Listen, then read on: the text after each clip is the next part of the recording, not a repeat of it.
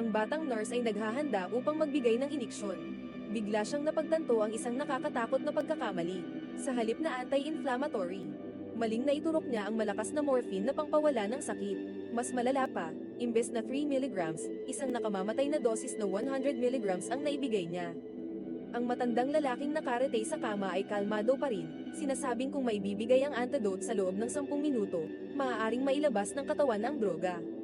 Kinuha niya ang kanyang notebook. Tila ba interesado sa isang perpektong paraan ng pagpatay. Ngunit lalo lang lumala ang takot ng nurse nang mapansin niyang nawawala ang antidote sa medisina. Napansin ng matanda ang kanyang pagkatakot. Ang mga mayayaman na tulad niya ay karaniwang naninirahan sa malalayong mansyon. Kahit tumawag siya ng tulong ngayon, baka huli na ang lahat pagdating ng mga mediko. Mukhang may nagtatangkang ipahamak siya.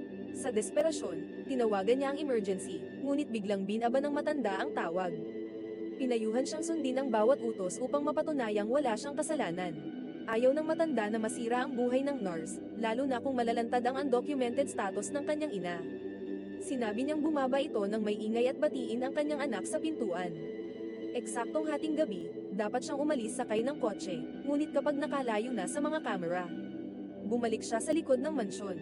Alam siya ng aso kaya hindi ito tatahol, ngunit upang di makatawag pansin, kailangang umakyat siya sa bakod ng hardin at bumalik sa ikatlong palapag. Sa pagmamadali, hindi niya sinasadyang mabasag ang bahagi ng bakod. Pagbalik niya, pinasuot sa kanya ng matanda ang pajama at sombrero nito. Alam nilang nasa labas ang anak niyang naninigarilyo. Kaya magmumukhang siya pa rin ang buhay. Bibigyan ito ng matibay na alibay ang nurse. Ngunit may isang problema, hindi siya marunong magsinungaling. Tuwing nagsisinungaling siya, nasusuka siya. Pinayuhan siyang huwag mag-imbento ng kwento, kundi sabihin lamang ang kalahati ng katotohanan. Sa ilalim ng kadiliman, nakauwi siya ng ligtas. Ngunit kinabukasan, nang buksan ng butler ang pinto, natagpuan nitong pinaslang ang matanda, laslas ang lalamunan. Dahil isa itong sikat na mystery author, agad na naging usap-usapan ang kanyang pagkamatay. Una, tinuring itong pagpapatiwakal. Ngunit hindi mapanatag ang nurse. Maya-maya, isang tawag ang natanggap niya. Nailibing na ang matanda, ngunit nais pa siyang kausapin ng pulisya. Pinapabalik siya sa mansyon ng mas maaga.